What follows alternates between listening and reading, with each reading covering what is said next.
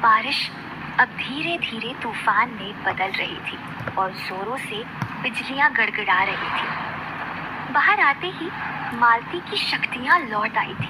पवन हवा में उड़ता हुआ काजल के चारों तरफ चक्कर लगा रहा था और हंसे जा रहा था। ये देखकर भारती, चंद्रकला और वहां खड़े सभी लोगों की आंखें फटी की फटी रह गई थी। बिजली, बारिश और मालती की डरावनी हंसी किसी के भी जहन में डर पैदा करने के लिए काफी थे, पर चंद्रकला डरने वालों में से नहीं थी। वो दौड़कर दरवाजे की तरफ भागी, पर वहां पहुंचकर देखा कि दरवाजा अंदर से बंद था। सिर्फ भारती ही थी जो अंदर से दरवाजा खोल सकती थी, लेकिन भारती और दरवाजे के बीच में काला साया था। इसीलिए भारती की भी हिम्मत नहीं हो रही थी कि वो काले साए को पार करके जाए और चंद्रकला के लिए दरवाजा खोले। अगर इस काले साए को इस बात का आभास भी हो गया तो वो उसे जिंदा नहीं छोड़ेगा। इस डर से भारती वहीं खड़ी रही। चंद्रकला ने बाहर खड़े लोगों से चिढ़ते हुए कहा, अरे आप लोग खड़े खड़े देख रहे हैं, आइए और ये दरवाजा तोड़िए। प्रताप ने चंद्रकला को जवाब देते हुए कहा, वाह चंद्रकला, पहले खुद ही अपशकुन करके काले साए को बुलाती हो और फिर उसे बचाने का नाटक करती हो। चंद्रकला ने अपना सर पीटते हुए कहा, अरे ये सब बातें करने का समय नहीं है हमारे पास, आइए और मेरी मदद कीजिए। पर कोई आगे नहीं आया और उनमें से एक ने कहा, चंद्रकला, हम में से तो किसी की हिम्मत नहीं है अंदर जाने की, और तुम भी अंदर जाकर करोगी भी क्या? बचा तो पाओगी नहीं तुम उसे? काजल की जान जाना तो निश्चित है अब। दूसरे आदमी ने उसका साथ देते हुए कहा, हाँ चंद्रकला, हर हत्या के समय तो तुम वहीं पर रहती हो। जब आज तक किसी को नहीं बचा पाई तो आज अंदर जाकर क्या ही करोगी? इन दोनों के बीच में वहाँ खड़ा तीसरा आदमी भी बोल पड़ा, अरे मैं तो कह ही रहा हूँ, इन सब में जरूर इस चंद्रकला का कुछ न कुछ फायदा है।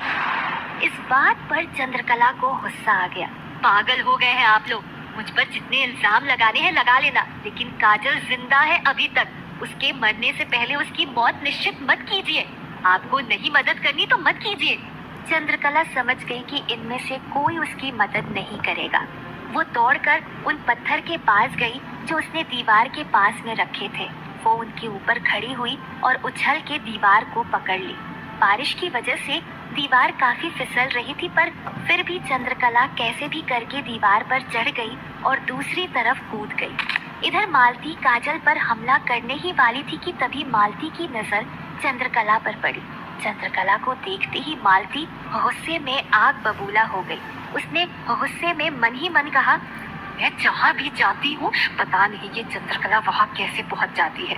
बारिश और आधी रात में भी इसको चैन नहीं है। अंदर जाते ही चंद्रकला का ध्यान काजल के गले पर गया। चंद्रकला ने जोर से आवाज लगाकर काजल से पूछा, काजल, वो रुद्राक्ष कहाँ है और तुमने वो रुद्राक्ष निकाल क्यों दिया? चंद्रकला के ये कहने पर भारती का भी ध्यान काजल के गले पर गया। काजल ने जवाब देते हुए कहा, इन्होंने जबरदस्ती निकलवा दिया था, मुझे नहीं पता था कि इनके अंदर काला साया है। इस पर चंद्रकला ने काजल से पूछा, इस वक्त कहाँ है वो? काजल बताने ही वाली थी कि एकाएक उसकी आवाज चली गई।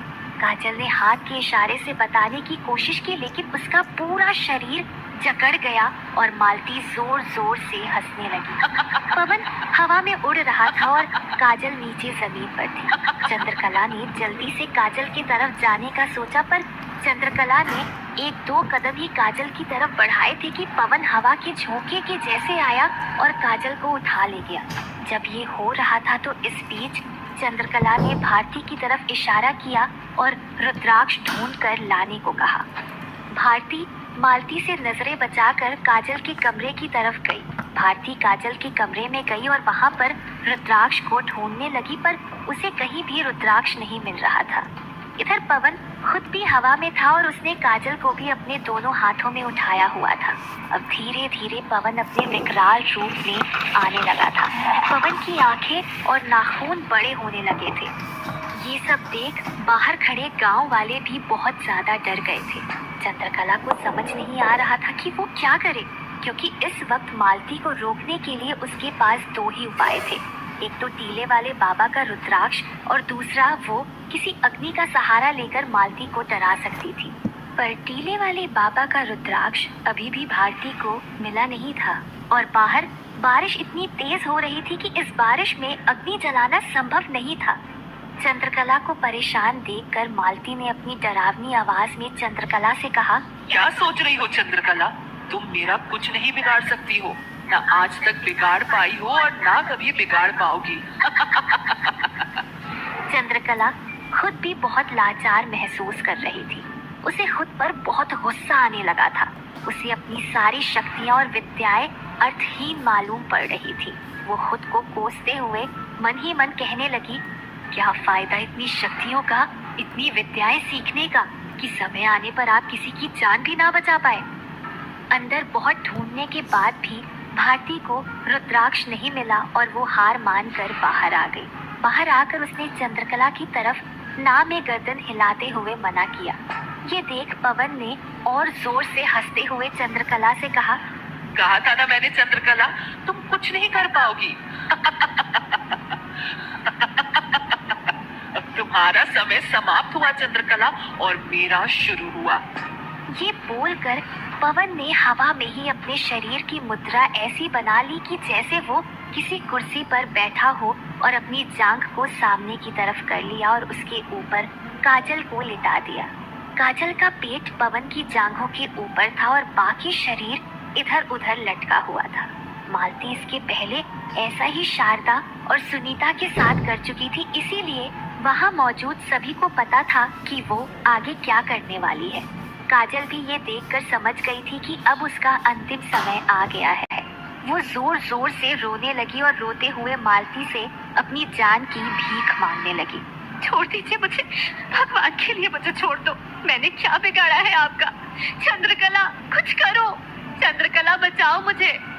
बाहर खड़े आदमी और भारती भी मालती से गुहार लगाने लगे। उनमें से एक आदमी ने कहा, अरे क्या कर रहे हो पवन, होश में आओ, वो पत्नी है तुम्हारी, छोड़ दो उसे। पर मालती अब किसी की एक नहीं सुनने वाली थी। पवन अपने हाथों को अपने चेहरे के सामने लेकर आया और हंसते हुए अपने बढ़े हुए नुकीले नाखूनों को काजल के पेट की तरफ ले जाने लगा।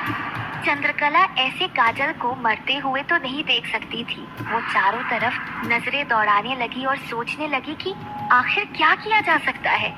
सोचते सोचते उसका ध्यान अपने गले में पहने हुए टीले वाले बाबा के रुद्राक्ष पर गया। इन सब में चंद्रकला इतनी ज्यादा उलझ गई थी कि चंद्रकला अपने गले में पहने हुए रुद्राक्ष को तो भूल ही गई थी। ये रुद्राक्ष देखते ही चंद्रकला की आंखें चमक गई। उसने जल्दी से अपने गले से वो रुद्राक्ष निकाला, अपने दोनों हाथों की एक मुट्ठी बनाई और उस मुट्ठी में उस रुद्राक्ष को बंद कर लिया। उस दोनों हाथों की बनी हुई मुट्ठी को चंद्रकला चेहरे के सामने लाकर घुमाने लगी और उसके ऊपर मंत्रोच्चार करने लगी। पवन के नाखून काजल के पेट में जाने ही वाले थे कि तभी उसका ध्यान चंद्रकला पर गया। चंद्रकला के मंत्रोच्चार सुनकर मालती समझ गई कि वो क्या करने वाली है। उसने चंद्रकला की मूर्खता पर हंसते हुए कहा, कितनी मूर्ख हो तुम चंद्रकला, इस घनघोर बारिश में तुम अग्नि उत्पन्न करने के मंत्रोच्चार कर रही हो। मालती हंस ही रही थी कि तभी उसकी आंखें फटी की फटी रह गई। उसने देखा कि चंद्रकला के हाथ के अंदर का रुद्राक्ष अब एक आग के गोले का आकार ले रहा था और देखते ही देखते चंद्रकला के दोनों हाथों के बीच में एक बड़ा सा आग का गोला था, जिसे देखकर मालती बहुत ज्यादा डर गई थी। उसने चंद्रकला से कहा, नहीं नहीं चंद्रकला, तुम ऐसा नहीं कर सकती। चंद्रकला ने मालती को धमकाते हुए कहा, छोड़ दो काजल और पवन के शरीर को, दोनों को आराम से नीचे उतार दो, वरना मैं तुम्हें यही भस्म कर दूंगी और तुम जानती हो कि ये रुद्राक्ष ऐसा कर सकता है। पर मालती अपने हाथ लगे शिकार को ऐसे ही नहीं जाने देना चाहती थी। उसने काजल को यहाँ से दूर ले जाने के बारे में सोचा, लेकिन चंद्रकला कहीं न कहीं मालती के इस इरादे को भाप गई थी। पर चंद्रकला भी मजबूर थी कि वो जानती थी कि अगर उसने ये आग का गोला मालती की तरफ फेंक दिया तो मालती डर के मारे पवन का शरीर छोड़ देगी और पवन काजल दोनों जमीन पर गिर पड़ेंगे। और अगर ऐसा हुआ, इतनी ऊंचाई से गिरने के कारण काजल के बच्चे की जान चली जाएगी।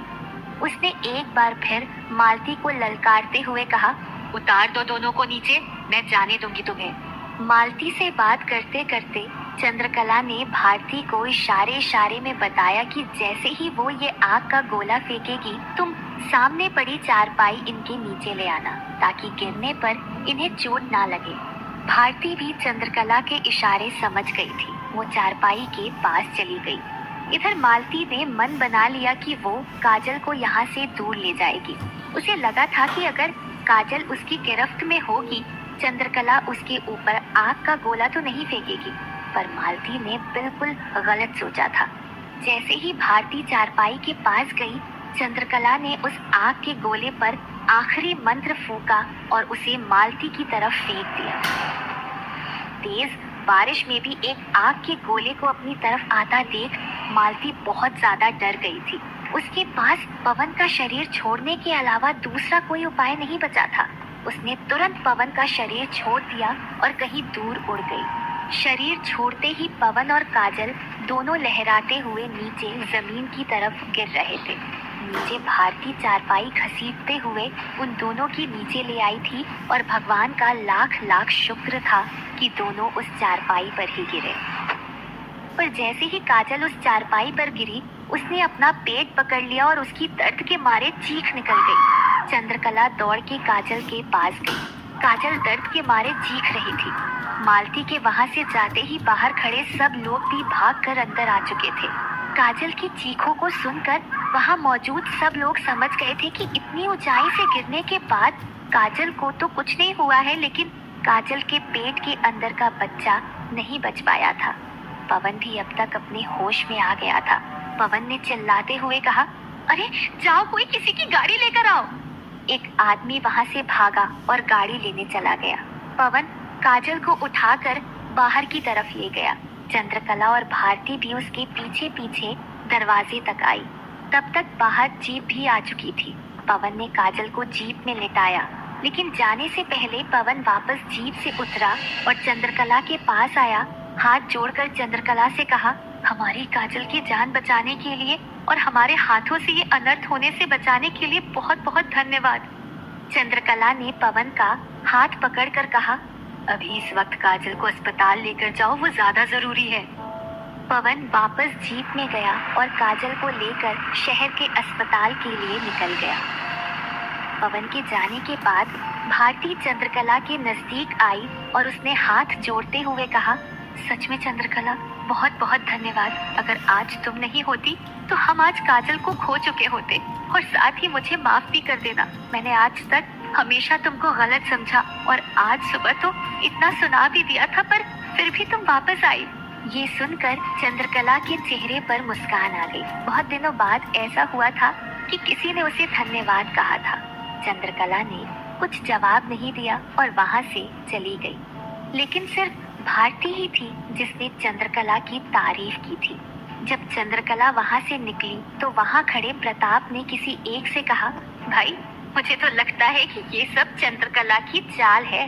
चंद्रकला ये सुनकर वहीं खड़ी हो गई और उनकी बातें सुनने लगी। जब वो आदमी प्रताप की बात समझा नहीं तो उसने पूछा, चंद्रकला की चाल कैसे? प्रताप ने समझाते हुए कहा, अरे भाई, चंद्रकला काले सायों से बात तो करती है ही। तो जब पंचायत का ये फैसला हुआ कि चंद्रकला को गांव छोड़ना पड़ेगा, तो चंद्रकला ने ही इस काले साय से कह दिया होगा, इस बार किसी को मारना मत और मैं आकर बचा लूंगी, जिससे मैं फिर से गांव वालों की नजरों में महान बन जाऊंगी। चंद्रकला ने जब ये बात सुनी तो उसके होश उड़ गए। दूसरे आदमी ने भी प्रताप की बात का साथ देते हुए कहा, हाँ भाई, सही कह रहे हो। और देखो, वही तो हुआ है। पवन, भारती, काजल, सबकी नजरों में चंद्रकला फिर से महान बन गई। चंद्रकला अब इससे ज्यादा उनकी बातें नहीं सुन सकती थी, तो उसने बाहर की तरफ कदम बढ़ाने शुरू किए। इधर प्रताप ने अपनी बात जारी रखते हुए कहा, वो भी किया कब? जब उसका मायापुर में आखिरी दिन था। ये सुनते ही चंद्रकला के कदम वहीं पर रुक गए। दूसरे आदमी ने भी प्रताप से पूछा, आखिरी दिन मतलब? प्रताप ने चौंकते हुए कहा, क्या बात कर रहे हो? तुम्हें नहीं पता? गांव में दूसरी रुदाली आ चुकी है। कल पंचायत में चंद्रकला का फैसला होना है। अरे फैसला क्या होना है, फैसला तो पहले ही हो चुका है। तो कल चंद्रकला का मायापुर में आखिरी दिन है। ये सुनते ही चंद्रकला के पैरों तले जमीन खिसक गई। उसे अपने कानों पर विश्वास नहीं हो रहा था। वो ये बात मानने को तैयार ही नहीं थी कि उसे मायापुर छोड़कर जाना होगा। लेकिन अब तो यही सच था कि कल उसका मायापुर में आखिरी दिन है। क्या कल का दिन सच में चंद्रकला का मायापुर में आखिरी दिन है, या आज जो हुआ उससे पंचायत के फैसले पर कुछ फर्क पड़ेगा?